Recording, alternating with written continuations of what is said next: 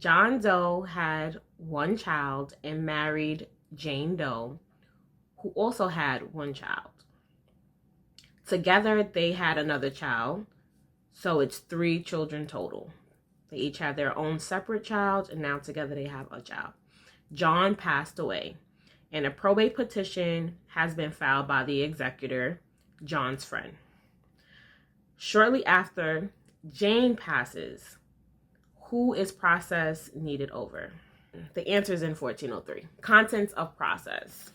Number 1, in a proceeding for probate of a will, process must issue to the following persons, if not the petitioner, if they're not the petitioner.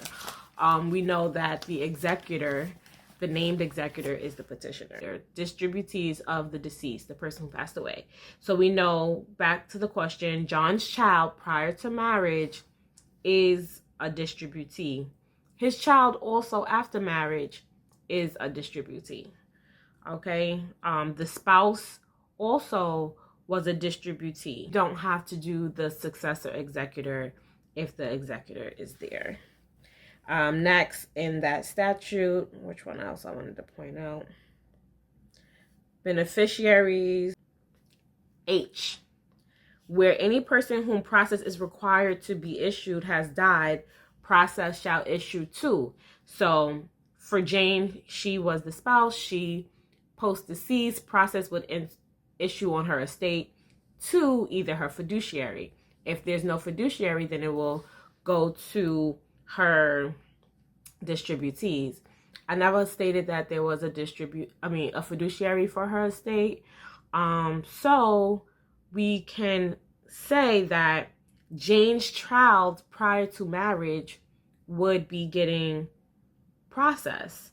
No one really chose that option because it's not a distributee of John, but since she passed away, we should be getting process over that child.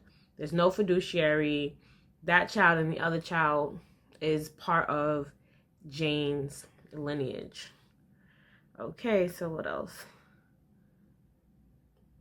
So that's everybody. So A, we would need process over Jane's estate. It was like a double kind of there. We would need process over John's child prior to marriage, John and Jane's child together, and then also Jane's child prior to marriage. That was a lot, but I hope you guys kind of got the concept. If anybody disagree with me, let me know. But the answer is in 1403.